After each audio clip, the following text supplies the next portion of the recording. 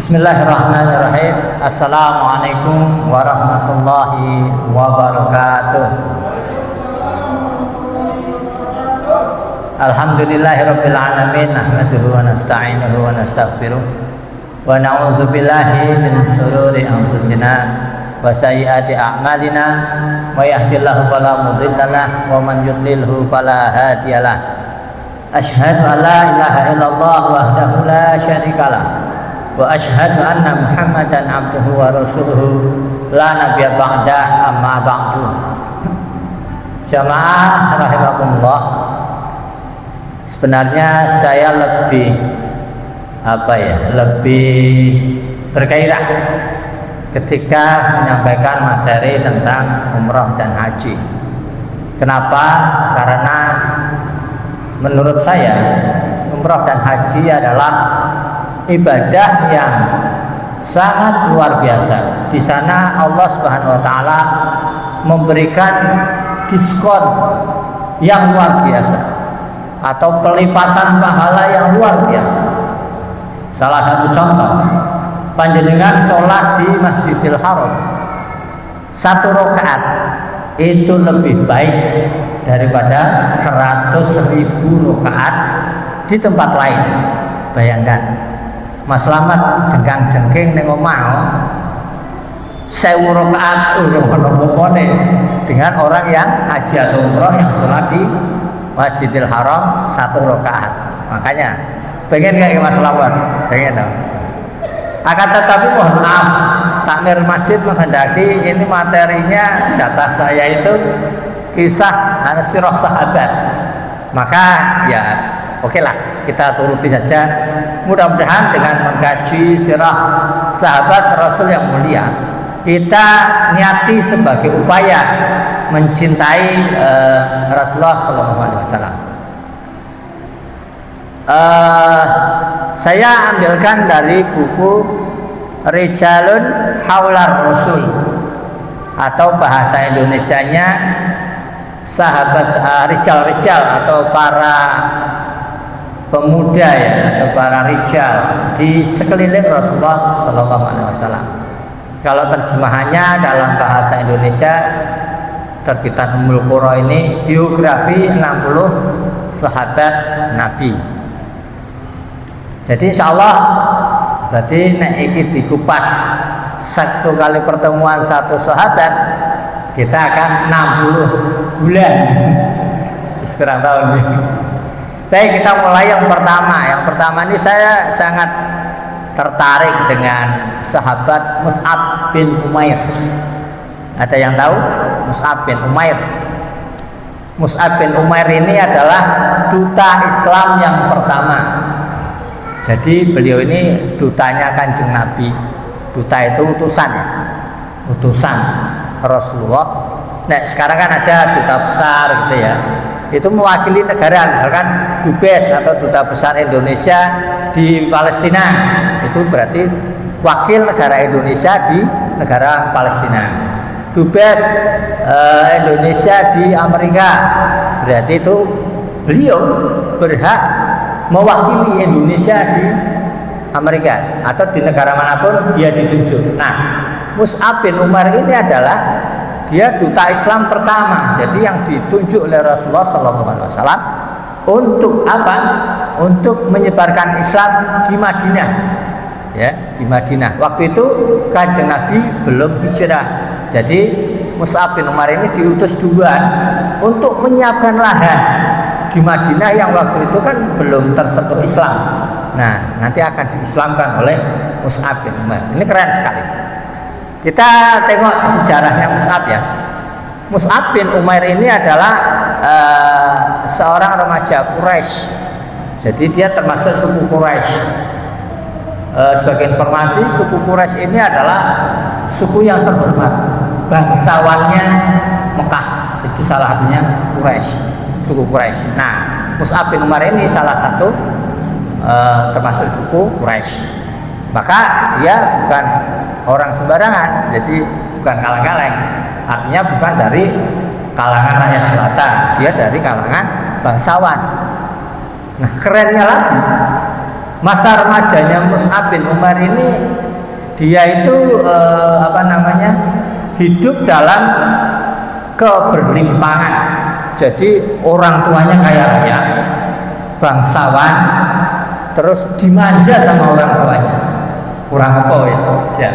Jadi masa kecil dan masa remajanya Mus'ab bin Umair ini penuh dengan kasih sayang, penuh dengan keberlimpahan. Jadi orang kurang, anaknya orang kaya. Nah, bukan dari kalangan budak, apalagi dia adalah bangsawan dari keluarga kaya.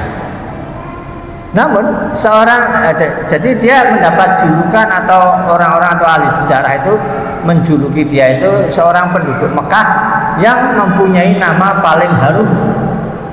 Jadi memang sejarah beliau itu luar biasa, masa mudanya itu penuh dengan glamor gitu ya.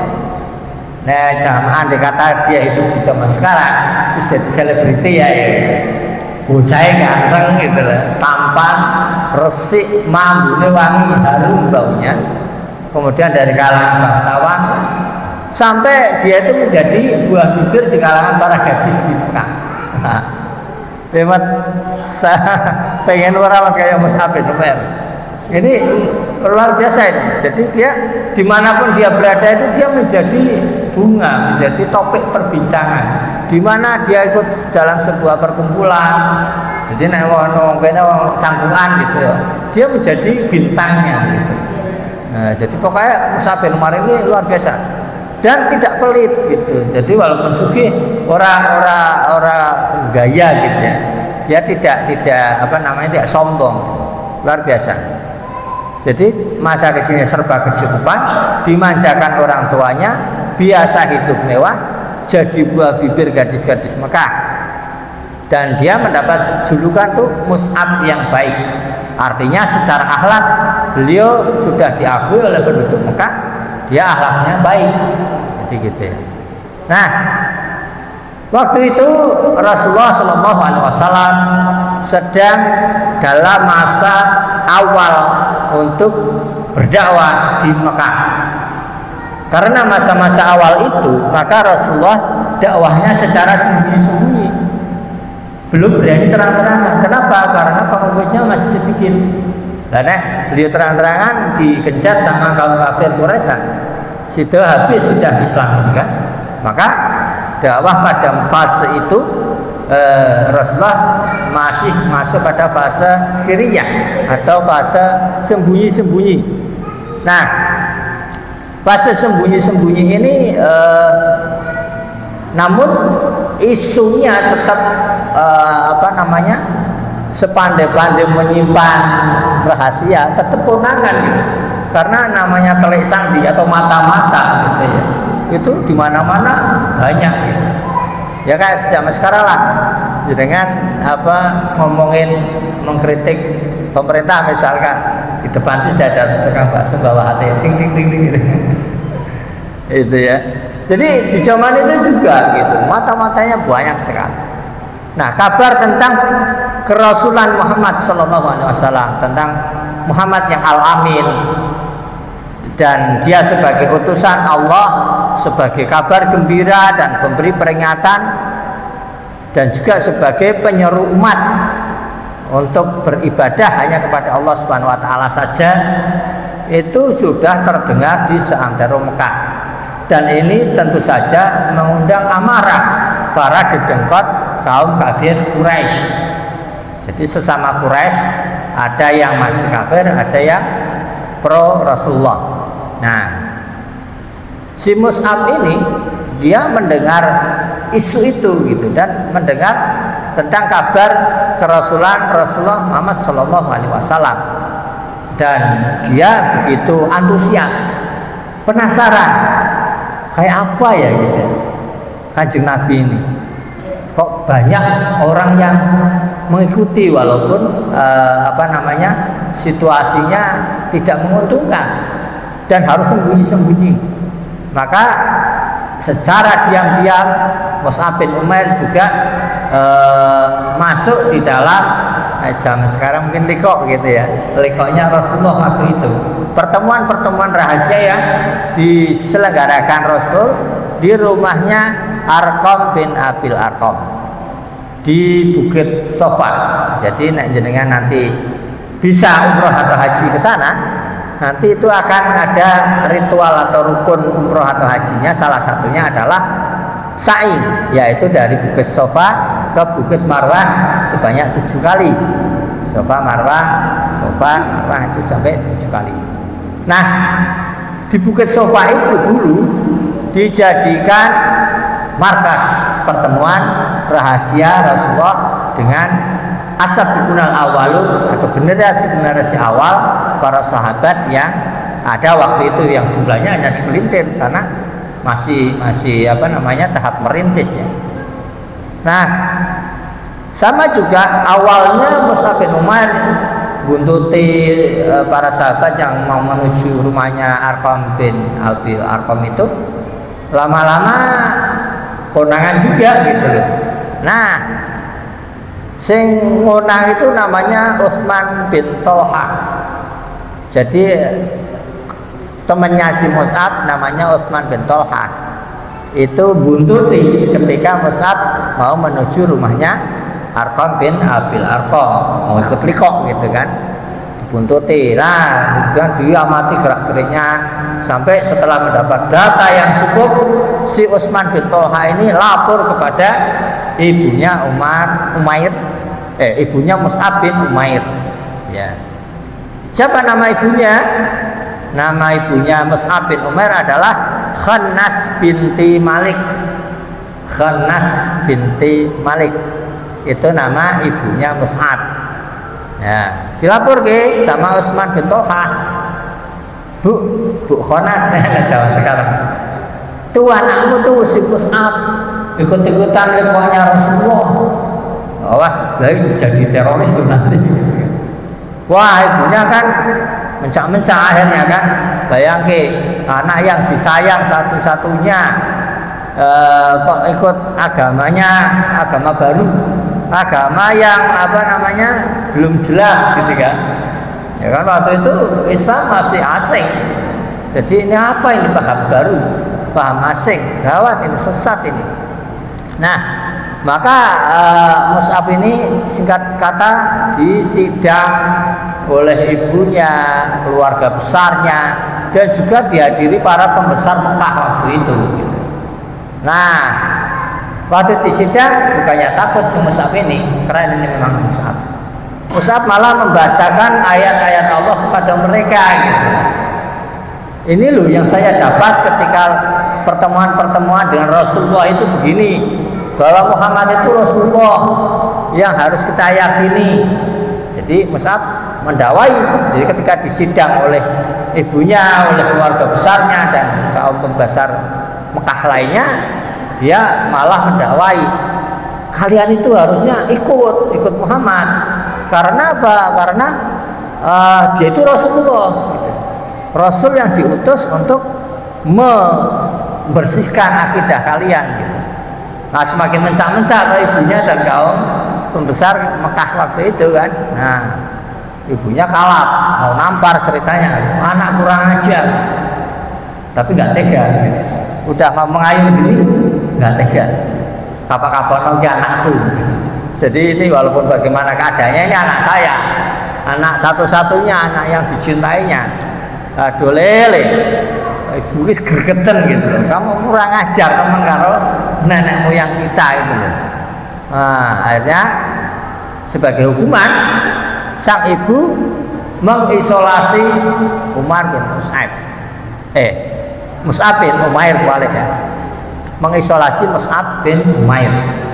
Diisolasi dalam sebuah kamar di rumahnya, dikunci gitu loh, nggak bisa keluar. Ya dipakani sih, dikasih makan, tapi dikunci gitu, nggak mau keluar. Nah, namun sambil terus dibujuk, Mbok Yuda Soleh, kamu itu mbok kembali ke agama nenek moyang, menyembah berhala gitu kan. Ibunya membujuk-bujuk, kamu itu anak ibu satu-satunya. Bahasa kita itu sing tak gadang-gadang, yang nanti-nantikan untuk kelak ibu jaga gitu, ibu sandarkan nanti masa tua ibu pada kamu. Tidak Bu, pokoknya saya kekeh, saya akan ikut agamanya Muhammad karena itu agama yang benar Bu. Ayolah ikut kami. Nah, kamu tuh sangel ya kandhanane. Akhirnya ibunya putus asa.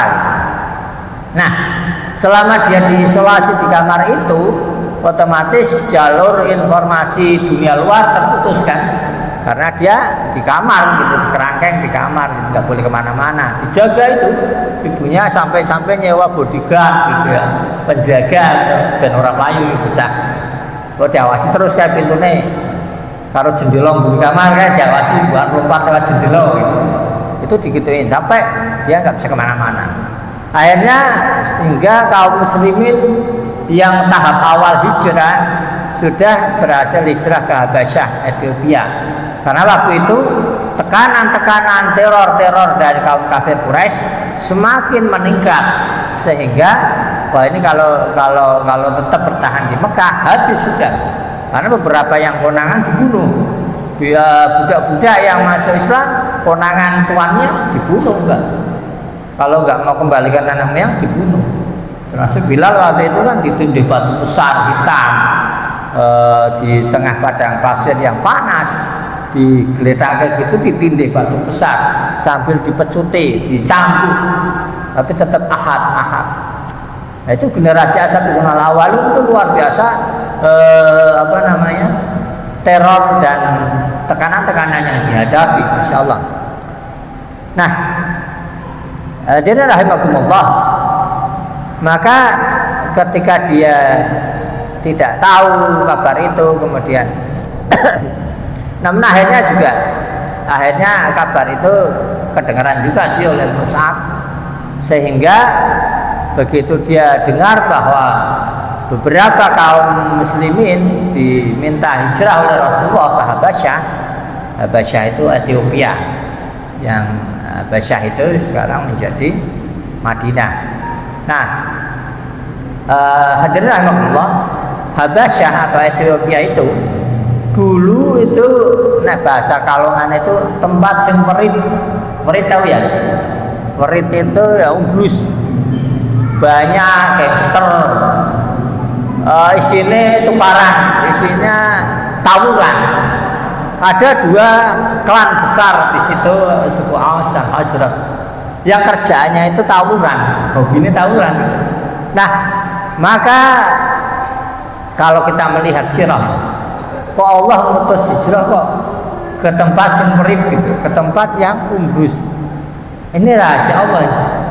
Jadi Bapak Ibu, ketika mungkin kita mendapati problematika hidup tidak sesuai dengan keinginan kita, bisa jadi Allah akan memberikan hadiah yang luar biasa.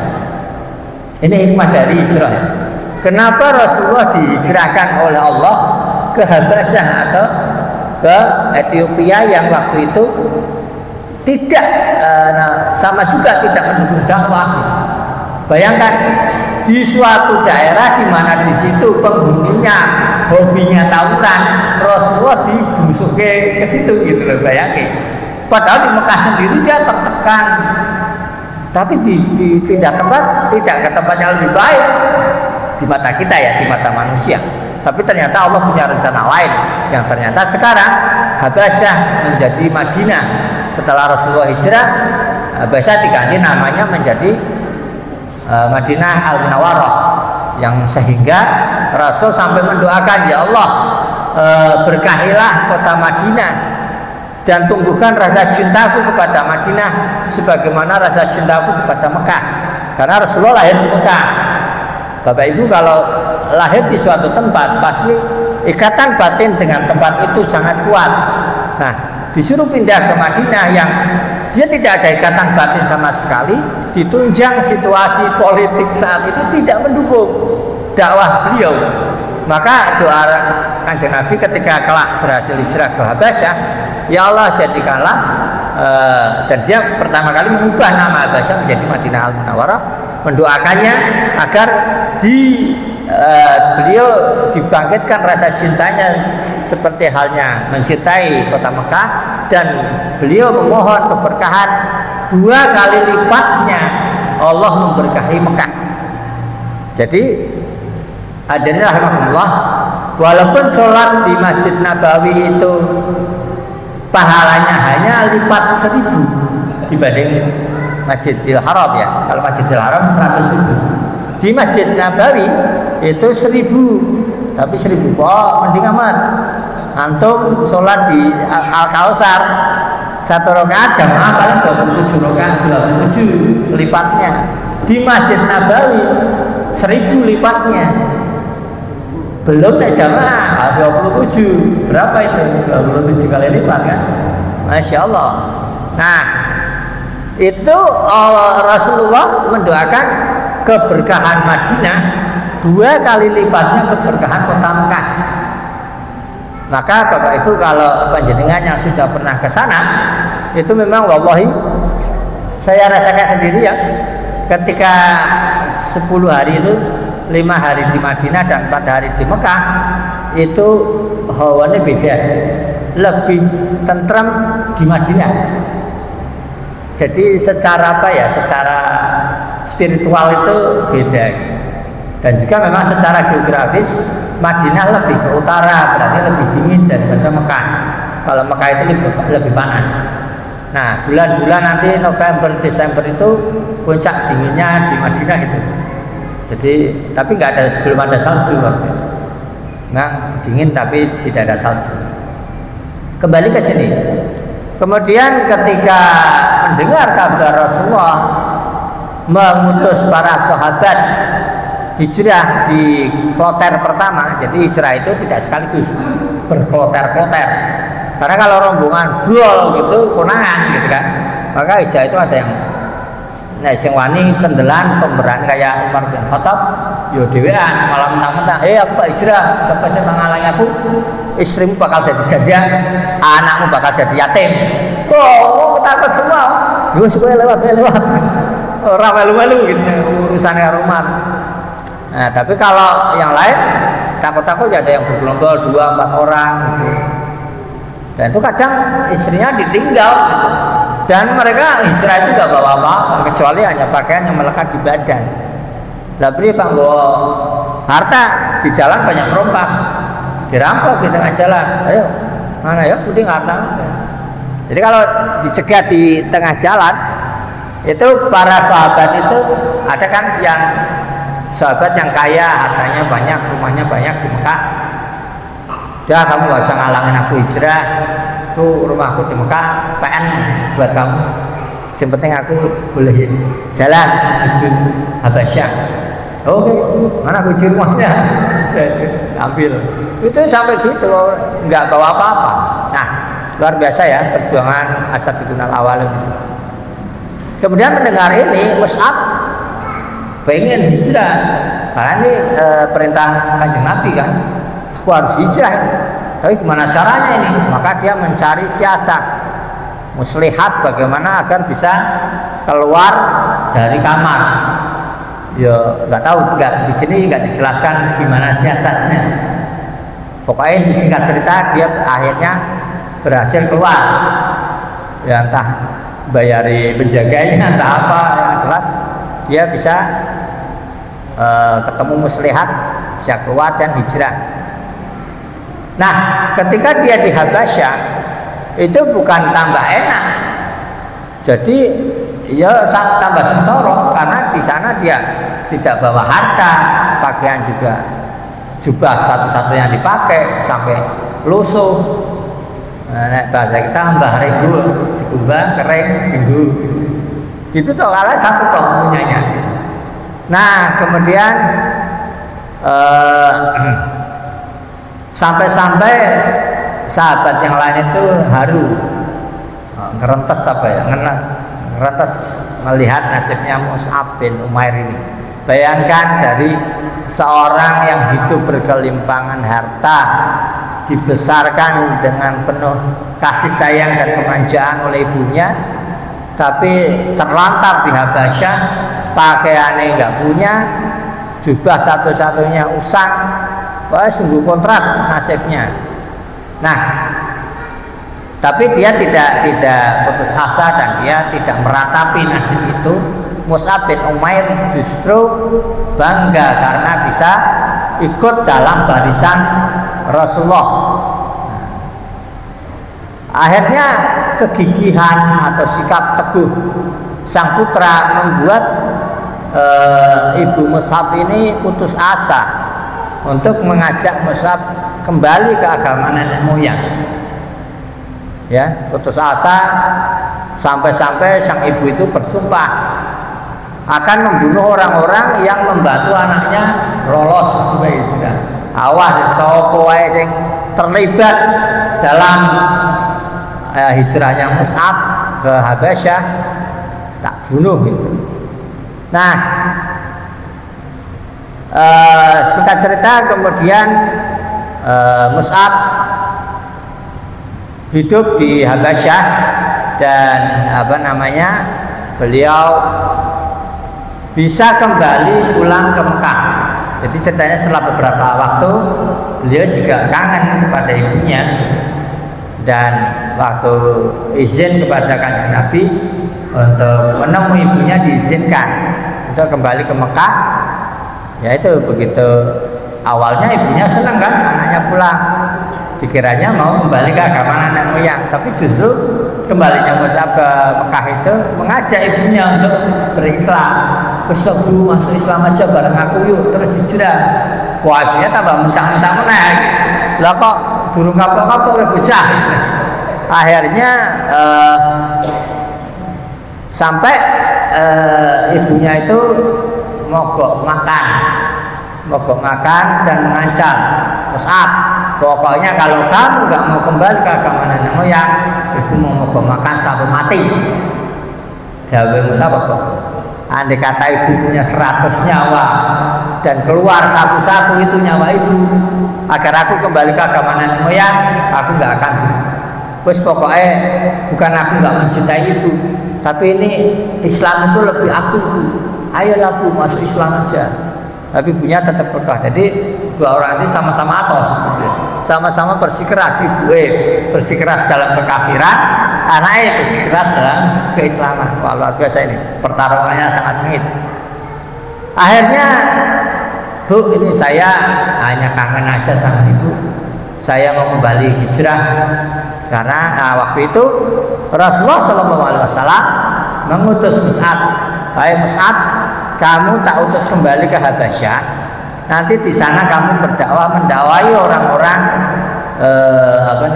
yang belum Islam untuk Islam, dan tolong siapkan Habasyah menjadi tempat hijrahku nanti. Jadi Rasulullah waktu itu belum hijrah, masih ke Mekah, masih mengalami ancaman-ancaman pembunuhan, percobaan pembunuhan dan lain-lain. Dan Rasul mengutus Mus'ab bin Umair ke Habasyah untuk berdakwah, sehingga sang ibu akhirnya dengan tangisan haru gitu ya dengan terpaksa melepas kepergian Mus'ab, dan Mus'ab pun demikian pergi dengan cucuran air mata. Jadi dia memang sama sekali nggak ingin menyakiti hati ibunya sebetulnya, cuma karena Islam lebih diutamakan, karena perintah Rasul lebih diutamakan, dia tetap hijrah apapun yang terjadi. Tapi dia tidak benci ibunya, tetap sayang dan mendoakan setiap waktu. Bahkan selalu membujuk, ayolah bu, masuk Islam. Ibunya kekeh. Akhirnya di Habasyah si Mus'ab ini hidup melarat, kadang sehari makan, tapi seringnya beberapa hari nggak makan. Ya begitulah. Dan tidak hanya dia sih, kaum muslimin yang awal-awal hijrah pun nasibnya sama. Cuman yang membuat teman-temannya itu ngeretes terhadap nasibnya Mus'ab, itu melihat pemandangan yang kontras. Si Mus'ab ini mantan orang kaya, anaknya orang kaya, jadi kere gitu di Habasyah atau Madinah. Nah, akhirnya hadirin rahimakumullah, kemudian si Mus'ab bin Umair ini melaksanakan amanah Rasulullah, yaitu melantik dia kan menjadi duta yang pertama untuk mengajarkan kaum muslimin kepada agama Islam, ya, kepada orang-orang Ansor di sana. Jadi orang Ansor itu adalah penduduk asli Habasyah yang menolong kaum muhajirin, yaitu kaum muslim yang hijrah dari Mekah ke Madinah atau Habasyah. Kemudian setelah mengajarkan untuk mereka beriman dan berbaiat kepada Rasulullah di Bukit Aqobah, kemudian mengajak orang lain juga untuk menganut agama Allah dan mempersiapkan Madinah untuk tempat hijrah yang agung, hijrah akbar, yaitu hijrahnya Rasulullah bersama para sahabat yang sisanya. Nah, yang menarik hadirin rahimakumullah, awal tiba di Madinah itu hanya 12 orang Islam, ya, hanya 12 orang yang Islam waktu itu awal tiba di Madinah. Jadi modal awal itu sudah ada 12 orang Islam yang hijrah itu. Nah, beberapa bulan kemudian pada musim haji berikutnya, setelah, jadi katakanlah tahun ini Baiatul Aqobah, maka setahun berikutnya pada musim haji itu Mus'ab bin Umair sudah memberangkatkan kontingen haji, jamaah haji 70 kaum muslimin laki-laki dan perempuan. Berarti dari awal 12 menjadi 70 orang selama beberapa bulan itu. Masya Allah ya, jadi dakwahnya berhasil. Nah, waktu di Madinah atau di Habasyah waktu itu, si Mus'ab ini tinggal bersama di rumahnya As'ad bin Zurarah. Jadi kaum Ansor ya, yang menolong itu namanya As'ad bin Zurarah. Nah, bersama As'ad inilah berdua Mus'ab berdakwah di seantero Habasyah. Di kabilah-kabilah dia datangi. Ya, ada yang mudah menerima, ada yang menolak. Bahkan dia pernah hampir meninggal, hampir dibunuh oleh pemimpin kabilah Abdul Ashhal di Madinah. Ini nama kabilah Abdul Ashhal ini dipimpin oleh Usaid bin Al-Hutair. Usaid bin Al-Hutair sebagai pimpinan kabilah Abdul Ashhad di Madinah ini nodong pakai belati waktu si Mus'ab dan As'ad ini mau mendakwai kaumnya. Disergap, todong, ayo, mau ngapain kamu di sini? Mau memurtadkan penduduk saya ya? Nah, gitu kan, selaku bupatinya Madinah kan, dia beker-beker gitu kan. Nah, dia akan kebakaran jenggot kalau penduduknya masuk Islam semua, diislamkan semua. Nah, ditodong pelati ini tidak membuat Mus'ab gentar. Dia tetap tenang dan dihadapi, bahkan dia mendakwahi dengan sangat cantik. Beliau bilang kepada Usaid dan kaumnya bahwa okelah, tadinya kan dikatakan gini, apa maksud kalian datang ke kampung kami? Apakah kalian hendak membodohi orang-orang yang lemah di antara kami? Tinggalkan segera tempat ini jika kalian tidak ingin mati. Ini ancam Usaid. Nah, kemudian dia tetap tenang, berwibawa. Mus'ab yang baik ini kemudian dengan kecerdasannya dia mengatakan, nah sekarang mengapa Anda tidak duduk dan mendengarkan dulu? Seandainya Anda menyukai, Anda dapat menerimanya. Sebaliknya, jika tidak, kami akan menghentikan apa yang Anda benci. Itu tawaran dari Mus'ab. Keren ya, jawabannya penuh dengan kewibawaan. Maka karena Usaid ini orang yang cerdas, dia diberi statement begitu, dia oke lah, mari kita duduk. Apa yang kamu sampaikan? Maka disinilah pintu masuk Mus'ab membacakan ayat-ayat Allah. Nah, setelah dibacakan ternyata si Usaid ini menjawab, sekarang aku insaf. Masya Allah. masuk Islam. Si Usaid bin Al-Hudayr yang tadi nodong pakai belati. Keren ya? Jadi kalau jenengan menghadapi tantangan dakwah, dicegat preman, kaya Mus'ab, oke kita duduk bareng, ngopi-ngopi dulu gini ya. Nah, akhirnya setelah si Usaid bin Hudayr ini masuk Islam, maka disusul pembesar yang lain, yaitu Sa'ad bin Mu'adz.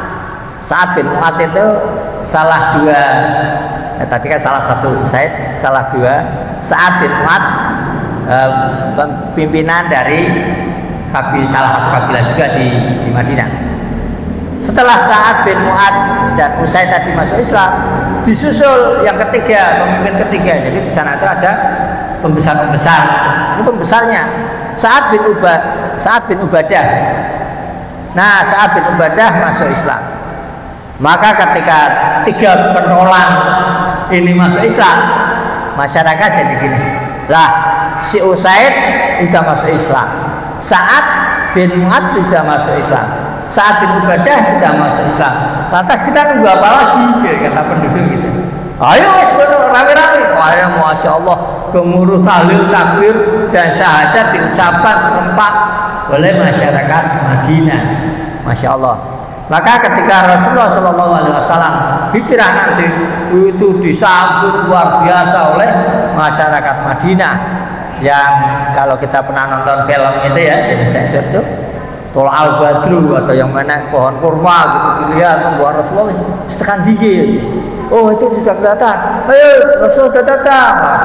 Terbang Tol Al Badru alaina. Masya Allah. Saya menonton film itu sangat merinding gitu. Membayangkan dulu Rasulullah yang sangat dicintai dan ditunggu-tunggu.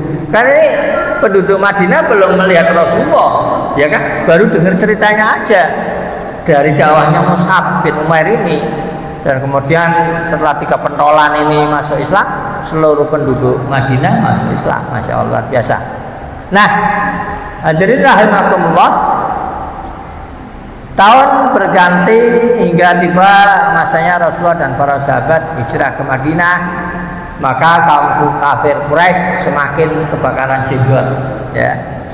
Dendamnya semakin membara. Weh, kurang ajar ke Muhammad ya. Neng kono untuk pengikut akeh, padahal wong sing Mekah itu.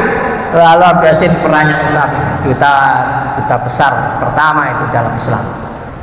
Nah, akhirnya apa? Amarah kaum kafir Quraisy ini meletus dalam perang Badar.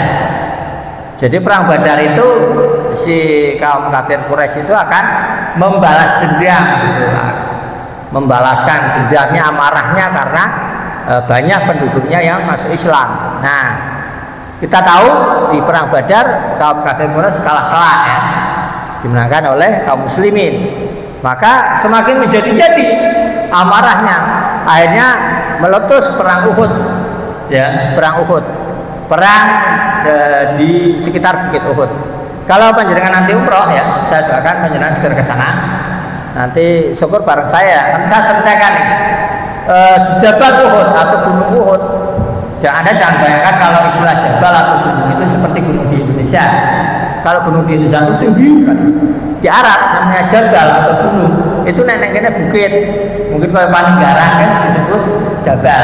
Kajian Munggah itu sudah disebut Jabal, gunung. Jadi pokoknya tanah humuan itu Jabal. Bahkan ada satu di kisah perang Uhud itu, ada yang disebut sekarang Jabal Rumat atau Gunung Pemanah. Itu tingginya cuma 12 meter. Jadi kayak di bawah ke lantai 3-nya SDIT. Tingginya segitu doang. Nah, mengko bisa nang rono ayo bareng-bareng kita naik ke Jabal Rumat. Di situ kita akan bernostalgia atau menapak tilas bagaimana dulu di perang Uhud Rasulullah SAW menempatkan 50 pasukan pemanah pilihan. Nek zaman saiki istilahnya sniper. Ya, 50 pemanah pilihan. Ora ben-ben. Diambil sumpahnya oleh Rasulullah. Kalian 50 orang tetap stay, tetap tinggal di Jabal Rumat ini, di bukit ini, nggak boleh turun apapun yang terjadi. Walaupun saya terdesak, hampir dibunuh sekalipun, nggak boleh turun. sebelum ada perintah dari saya, kata Rasulullah. Janji. Nah, ternyata dalam berkecamuknya perang di ronde-ronde awal menang nih kaum muslimin, berhasil memukul mundur kaum kafir Quraisy pada berlarian, ghanimah atau harta perang gempletak di mana-mana berserakan. Ada pedang, ada tanah, ada baju besi. Akhirnya apa? 50 pasukan pemanah ini terbelah dua. Sebagian goyah, perang sudah, kita sudah menang. Ayo kita ambil ghanimah gitu kan. Akhirnya apa? Oke, setelah. Akhirnya 45 orang turun. Tidak mentaati perintah Rasulullah, yang 5 orang tetap bertahan. Nah, Khalid bin Walid waktu itu masih kafir, melihat, wah, lagi bentengnya kok turun semua. Dia memutar bukit Uhud, pukul dari belakang naik ke Jabal Rahmah, hajar. Maka kondisi kaum muslimin di ronde kedua kalah, dan Rasulullah sampai terdesak naik ke bukit Uhud. Maka Rasulullah di hadis lain bersabda bahwa ini bukit yang mencintai kita dan kita mencintainya. Dan ini adalah bukit nanti termasuk salah satu bukit di surga. Itu bukit Uhud. Nah, kembali ke perang Uhud tadi, maka kondisi Rasulullah itu sampai berdarah-darah. Sampai di kalangan kaum kafir Quraisy isunya Rasulullah sudah meninggal. Nah, apa yang dilakukan Mus'ab? Mus'ab ini dalam perang Uhud dia diamanai sebagai pembawa panji perang, bendera perang. Jadi di dalam aturan perang zaman dulu itu, kalau benderanya ini tergeletak itu kalah. Maka Mus'ab dengan segala upaya piye caranya bendera tetap berkibar, tidak boleh ambruk. Ketika dia bawa dengan tangan kanan, ditebas tangan kanannya oleh musuh, protol tangan kanannya, diambil bendera dengan tangan kiri. Setiap dia di pedang atau mendapat kesakitan, dia berkata, Muhammad itu tiada lain hanyalah utusan Allah yang sebelumnya telah didahului oleh beberapa utusan. Jadi dia gitu, Muhammadun Muhammadun illa rasul qad khalat min qablihi rasul. Maka itu terus diulang-ulang. Ketika ditebas tangan kirinya, dia peluk bendera itu dengan pangkal tengah sisa tangan kedua tangannya, sampai akhirnya dia ditombak dan dia syahid, terjungkal, jelungup. Ini ada beberapa tafsir yang menafsirkan sepertinya Mus'ab ini malu kepada Rasulullah. Artinya dia belum begitu berjuang, belum genah ngasih ke Rasulullah itu selamat atau orang. Aku kok bis payah ini gitu. Akhirnya dia mati dalam kondisi wajahnya tersungkur ke tanah dan digenangi oleh darahnya yang banyak itu. Nah, singkat cerita, kemudian di ronde ketiganya kaum muslimin berhasil memukul mundur kembali kaum kafir, dan kaum kafir Quraisy kembali ke Mekah. Nah, kemudian di sisa-sisa di ending perang Uhud itu Rasulullah melihat beberapa yang meninggal, dan di situ tercatat 70 syuhada, dan sebagian besarnya adalah para penghafal Quran. Makanya tahun itu Rasulullah menjadi sangat sedih karena kehilangan 70 penghafal Quran terbaiknya, 70 syuhada termasuk Mus'ab bin Umair. Nah, hadirin rahimakumullah, itulah kisah herois dari Mus'ab bin Umair mengikuti jejak Rasulullah hingga syahidnya di perang Uhud.